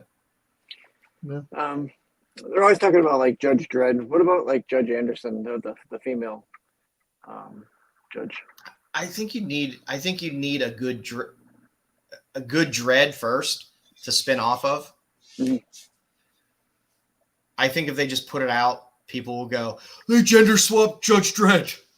Yeah, I know, right? and then you get that, and it's like, Yeah, don't over the she's her other. own judge. I mean, she's not really. We're not calling her Judge Dredd, but yeah, it's Judge. You could call it like Judge Dredd Universe, or even use the 2000 AD moniker on it. 2000 AD. They were going to start making the Rogue Trooper 2008. Yeah, they were going to start doing Rogue Trooper. So maybe there's a chance that they introduce some characters. What about Zombie Girl? Zombie Tramp. Zombie Tramp. Zombie Tramp. Yes, I'm sorry, Zombie Girl. Zombie Tramp. Zombie Tramp would be a fun cartoon. Yeah. I don't know how much story's in there. Truthfully, I don't think I've ever opened. I own Zombie Tramp books. I don't know if I've ever opened a Zombie Tramp book. sorry, Mr. Mendoza. I do purchase your products. I just buy them for the covers. What about Lady Death then? Lady Death is fun. I just don't think enough people know Lady Death. Like, I think comic people will be like, oh, that's interesting. But I don't know. If you do it well enough, nobody cares. You can take unknown characters and put them out there, and as long as you make a decent enough movie, people will see it. Unfortunately, it won't make huge money, so you won't have a huge budget. Yeah. So you have to release it straight to streaming or something like that. But I would like to see them, because Hewlett, especially with Tank Girl, because of all the stuff with gorillas and stuff like that, the animation stuff is down. They have the pieces in place to be able to do it. I wish just they would move along and actually do it, because it would be nice. Because I mean, like I said, it's been around now more than 30 years. It's at that right stage of nostalgia, I think, to be able to bring it back. So that's what I got this week, boys. Nice. And bringing it all home this week. There we go. Dom. See what we got on the list this week, Dom. So was it the GI Joes that are coming out? They have a Destro, Prophet Destro, Pimp Daddy Destro. Director Destro, and Pimp Daddy Destro. They don't call it Pimp Daddy anymore, but and also you have a Supreme Cobra Commander coming out from 3-0. They have some figures before, but these are limited edition ones that are coming out. They're coming out in the fourth quarter of this year. They're 1/6 scale. They're like the size of Hot Toys. So, Hot Toys, Sideshow did have the rights to G.I. Joe at one time, a long time ago, and they have a few characters that they didn't. They have a Zartan that every time I try getting it, it eludes me. But, so these are pretty cool. Anybody, Joe? I will say, of any of the toys that come out of the stuff that we liked as kids and stuff like that, G.I. Joe seems to hit it consistently well. They seem to be on point with almost everything that they put out. Everything they put out looks good. Yeah. And I'm more of a Silver Mask kind of Destro guy, but I dig this. I looked at it, I was like, it's pretty badass.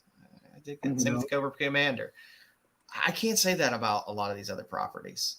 Like I see 90% of the Star Wars stuff that comes out, I'm like, that's a piece of shit. Yeah, and the whole thing is that there's rumors that Hasbro might give the G.I. Joe license, to Super 7, because eventually they're actually they're renting out their IPs, their things like like a couple of weeks ago, Power Rangers, so all these other companies are going to be doing figures, but I think like 3-0 is actually pretty cool. I have a 3-0 Soundwave that came out for 3-0, and they have a Megatron, a comic version of Megatron, which is really cool, man. And they have a Storm Shadow. They have a Snake Eyes on this already.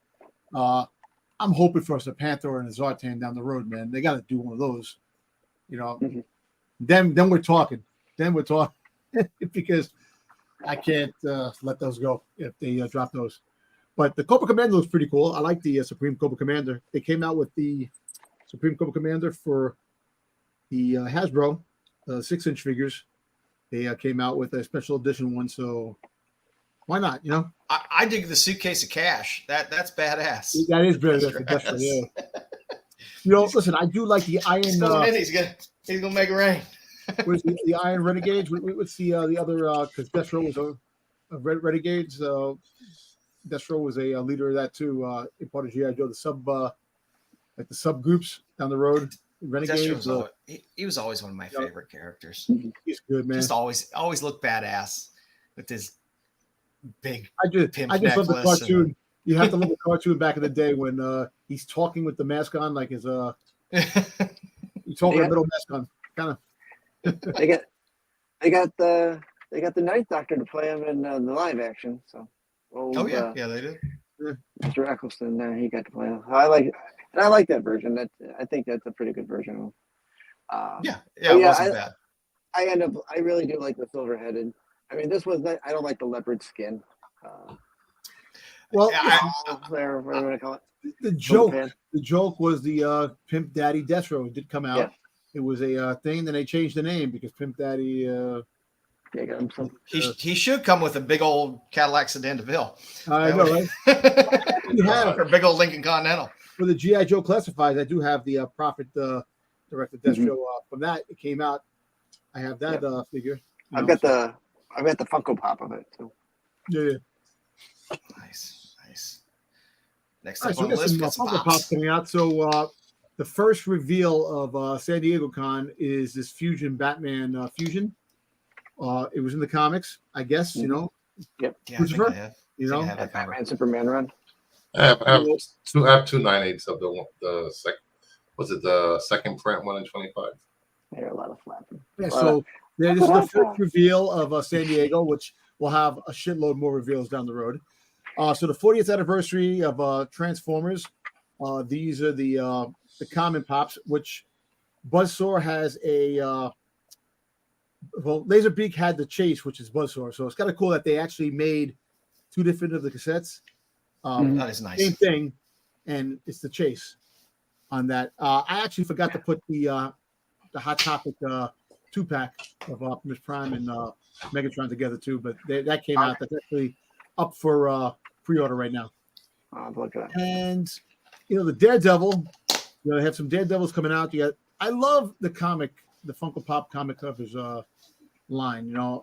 That's one of the things that Funko does good. I enjoy that. I like that, and I don't want that to stop. I wish they would make more Boba Fett's.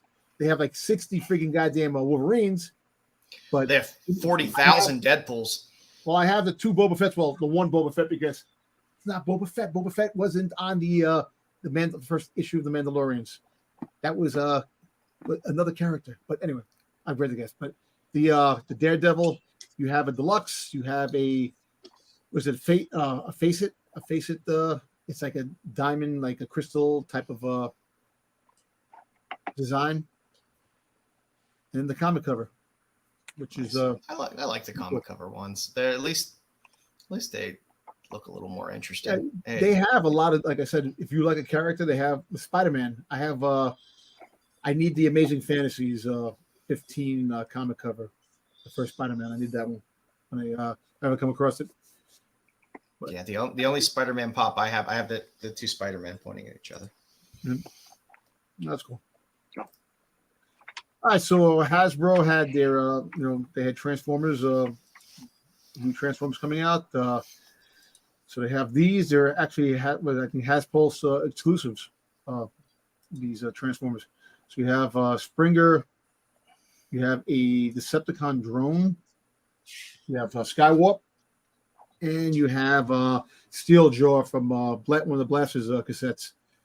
That actually from the Studio series, which just dropped. What was it the other day? Mm-hmm. And look, I can tell you one thing: the Transformers look so much better now than they did back in the '80s when they came out. But the one thing I hate is that these are plastic. I want them to be plastic. That's what kills me. It's like anytime I feel them, there's my 1980s brain goes back and like, oh, these are the cheap ones because you feel that plastic and be like, no, Transformers are metal. They're heavy and they're metal. Bought them and they used to transform and they looked all right. They didn't look like the cartoon, but they knock it out of the park now with them. But I wish there was some metal on these things. Yeah, just to give it some more, some more freaking action. A little weight to it. A little more weight to it would be nice. Yeah. All right, so Hot Wheels is doing a line of Transformer cars. Of course, the cars, and they got the rights. So they're doing Optimus Prime and they're doing Bumblebee. And I think there's more on the way. There's going to be other characters because Hasbro and Hot Wheels have a collaboration together. So we'll see more of these on the way. And I think if you put it on there, Styx in the next one, if it's there. Yes, so this is a limited edition dropping soon. So you're going to have an Optimus Prime Hot Wheels. It actually transforms. What was that? That's metal too? It's metal. Yeah, Hot Wheels in the middle. Oh, and it's only 3.5 inches tall. That's cool. That's $80. Nice. Yeah. Time average. Hey, that's $80 is a lot, but to get an Optimus Prime that's metal, that's nice. That's pretty cool. I hope they do other characters too. Sharp. Yeah. But the Optimus Prime is the first one. Maybe they'll make a Megatron. Transform into a tank because it can't be a gun. Where's the GoBots? No, the GoBots. There was a thing where the Transformers actually destroyed the GoBots. It was a comic, I think, that came out. Come on, Overkill. Yeah. All I got was GoBots as a kid. I was into G.I. Joe more than anything else, so that's all I really ever cared about. I had Star Wars stuff but mostly G.I. Joe stuff. And you would always get birthday party stuff like you get other stuff or a relative would buy you crap. Nobody ever bought me Transformers. I always got GoBots. I was always I even got the big GoBot base, the big thing that looked like an AT-AT. Yeah. And I just was always embarrassed when friends would come over. Like, Command center. So GoBot's over there. I have a command If center. you want to get this, this is going to probably be this is a really cool. So $80. I think it drops on the 29th, I believe. 29th, I think. Sharp. I could be wrong. So- Just check. It didn't have a. It was still on a pre-order. So It's so tiny though. Yeah, but the paint looks good on it. The detail like looks your good hot on it. counters. For a 1/64 scale, it looks sharp. Yeah, say Yeah. you know, and it comes in the collector's box. You open it up, it has both Optimus Primes. You know, it has pretty collector's Yeah, box. I'll stick with my '80s Ultra Magnus white version. Nice. You go to the next. All right, so DC. So McFarlane has NFT things where you get NFTs, you get actual figures from the NFTs. I don't know, you like that, Brucifer? I don't like the Superman. Isn't it the He's Superman beefy. from the McGinnis? Is that the McGinnis run? No, that's I don't remember what this did is, it, but this is a cover where he's has an eagle on his. so Yeah, so Superman, it's, the Atom, just and Green Arrow. just to help you out there, Don. They have these 3 figures, but if you collect all 3 figures, you can get a NFT Build-A-Figure. Oh, okay. NFT Build-A-Figure. Okay. That's, I I don't like the gimmicks. I don't- do like I'm not a huge fan of the Superman there. He looks weird. They need to slim him down a little bit and put the eagle on his arm. But I like the Atom. I dig the Atom, and I do like a good Green Arrow.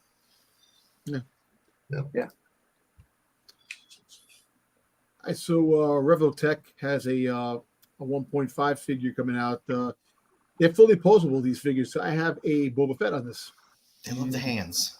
I love it. Definitely. I would lose literally 95% of those pieces. And Second I got cards. something. get all the guns, get all that stuff. Yeah. I would be stuck with like no accessories and a bunch of haha speech bubbles. I'd be like, what the hell am I supposed to do with this? This is a pretty cool figure too. So it's basically a little bit, what's it, 7 inches, I think. Oh, that fits that. That's acceptable size. Yeah. For figures like that. Yeah. Needs to hit some dingers, Terry. That's why he's all jacked up. Pretty cool. Yeah, so this is pretty cool. That is nice. 13-inch tall with a 18.5 wingspan. Where do you That's put a this? big figure. I'm pretty sure you can find a place to put it. You put it wherever the hell it wants to be. Yeah, right. It's actually badass too. That is $100 cool. bucks. It's not even that bad. $100 for a 13-inch. I didn't think $100 for this was bad at all, considering size and the look of it. I mean, the look of it is great. And The some- detail looks nice. Looks I've damn seen good. worse figures for more that I wouldn't buy, but this for $100 I would buy. Yeah, I mean, for Star Wars, you just get one wing for $100. Yeah, if I'm not Get mistaken, away. if I'm not mistaken, that there's other characters, other figures. They have a Godzilla. They have a. I think they're making Destroyer. They're making Light. They're making a whole bunch of them. Yeah. So imagine having. It's just where do you put these? Like I'm saying, if you like my apartment, I have an apartment. I'm lucky I fit the shit I have in here. That's why I'm collecting toys. I don't know what to do with my old Star Wars. I still have my old Star Wars stuff from when I was little. I got the original Millennium Falcon. I still got the box and everything. I have no clue where to put any of that stuff. If you're gonna keep it, sell it. But the vintage stuff, people are buying up right now. The vintage stuff is. Yeah, I was thinking of cannibalizing it and just selling it off part by part because I think I can make more money selling it part by part. Yeah. Because I'm missing a couple pieces, so I wouldn't be able to sell it complete. So Yeah. Yeah. So Well, I yeah, like this cyborg. yeah, the Cyborg Superman. I like the way it looks. A lot of detail into this, man. A lot of detail. I like this. I like that one. that's kind of cool. Yeah. Got a lot going on. It's not bad. It's all right, even though it's new 52. Just saying. Yeah, but $23 toy's fine. You know, Yeah. But you see, it's it's not crazy. breaking the bank. Go figure, $22, and then you go to Hasbro, $30 something for their Star Wars figure, their freaking goddamn G.I. Joe figure. Come on, man. I'm sure the 5 people that really, really love Superman are really happy that this is out there. Hey, Well, we heard from one. So the 4 other people that are out there that really love Superman. Yep. Yeah, so SH Figure Arts has the Monster of Godzilla and Kong and Scar King figures. Nice. $78, you know. And these are metal. These are metal. Cool. Yeah. I like carpal tunnel Kong. He's fun. Yeah, I'm surprised they didn't put out more Kong v Godzilla toys. They did, but a lot of it just went underneath the radar. A lot of it's on clearance right now, which really sucks. Yeah. Yeah. They didn't. They seem to miss a big time to be able to promote a lot of this stuff between the Kong versus Godzilla, the DC crossover, all those IDW books that were out for Godzilla, stuff like that. Yeah. Godzilla -1. And look, and now you got the sequel that's being that's definitely being written. It's going to be coming out. Sequel to this. See, me personally, I think what they should do is a single Kong movie, single Godzilla movie, and then end it with Kong and Godzilla against Destroyer. I don't need Kong in my Godzilla movies. Meh. Well, you make it like an end game type of thing, but you have Kong. You know, Kong should be getting a solo movie, and Godzilla should get another solo movie before you put them back together again. But you need Kong because Kong can show some form of emotion, whereas Godzilla, not really an emotional kind of fella. Fucking aggression, man. Yo, every time he sees Kong, he wants to kick his ass. All you need is Godzilla, 2 humans, and a monster for him to fight, and that's a great movie right there. Yeah, you do that, but see, I don't understand why they're not doing that, not going that way. They think that you put them both together, you're gonna get more. All right, fine, you want to do that, but they should have single movies. They should definitely have. I don't know. As long as they get Mothra and the twins at some point, I'm happy. That's all I want. That's all I want. Give that to me. I'm sold. Right. Well, I think it's the last on the list. Yeah, so Nice. You have Master of the Universe Origins Extendar. That's why you made Sunday shit. You getting extended? Extendar. Yeah. Yeah. Yeah, so pre-orders going up next week. You know, so Master of the Universe, they like this. Well, Extendar is like Stilt Man, friggin' Mr. Fantastic, Plastic Man in the Master of the Universe. You know. Wow. I'll stick with my Manny faces. Yeah. Give me more Hordax. That's it. I'll take the Hordax. I thought your favorite was Fisto. That's yours. Mine's just Beastman. It's not Beastman. It's Fisto. That's not what he said. Beastman. It'll be interesting if they did a live action. I'll be interested to see. You know, Well, it's coming. That might get a bit of next year. Yeah. Coming out next year. They said. Yeah, so maybe we'll get a resurgence of interesting toys if they don't screw up all the characters.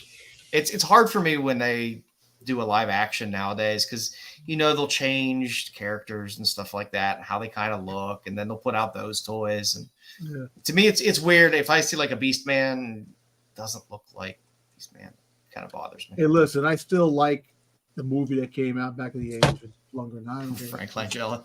That was awesome. I like that movie. It was for its time. It was good enough. We were easily pleased as children. We got some garbage, and we were easily pleased with it. My brother was a huge He-Man fan. He got all the He-Man figures. I was Star Wars and G.I. Joe, of course, and my brother was He-Man. So that's. And my other brother I like that you got the little comic with it. And that was so nice with Master of the Universe. Half those figures, I mean, after the first couple waves, they were just crapping out weirdo characters. So it was nice to get a little comic in there, like, the hell's this guy's deal? So, well, thank you very much for putting some toys together this week, boys. Always good to see. Very good. Yeah, good week for it. Yeah. If you like the show, hey, give us a thumbs up. If you haven't subscribed yet, it's always nice to subscribe to Renovision. Bruce over at Kingdom of Nerds, Styx, 73. I'm on Joe's Dueling Comics. You can check out Dom at Domtober Old Man Fett on IG. He's always throwing up some cool Fett stuff and some cool stuff from the cons, from all the celebrities that he's always meeting at the cons. So, always some good stuff over there. And We appreciate you coming around this week. Boys, got anything else? Not for me. That works. I will be doing my show Sunday at 7 p.m. comic book show. So come check out the hottest covers of next week and some FOC for you guys. Nice. I will do my best to be on that show as well. And then tomorrow, watch the SNS boys. I do believe there's going to be possibly an interesting story if Kyle's on. I don't want to tease it too much because I don't know if he's going to be on. I don't want to let too much. There would definitely be some. There would definitely be some breastfeeding videos. But there's a good comic story in there. If Kyle's on, I believe that will come out. That will be interesting to listen to. Sunday, you can watch the Star Wars guys talk about Star Wars on the dark side, and I don't know if they're still playing their card game, but that card game seems to be hot. Those cards seem to be doing pretty well. So if you like watching people play turn-based card games, it's a show for you. Get me to like that damn card game. Bored with that damn thing. I can't. Just give me the cards. Give me the Boba Fett cards. That's all I want. I don't care about the cards at all. That's fair. Hey, you know what? That's half of those card games anyways. Yeah. People love playing the game. There's people who love collecting the cards. That's what it is. Monday, Bruce, what you got cooking for your Monday show? I think I want to do a 80s action hero tier list. Nice. Ooh. I look forward to a lot of Jean-Claude Van Damme. There better be some Seagal on that list. Because if I can't yell, does anybody see Richie? Anybody know why Richie did Bobby Lupo? Yeah, if I can't say that during the show, I'll be very disappointed. So that'll be fun. Wednesday, watch the Tack Boys.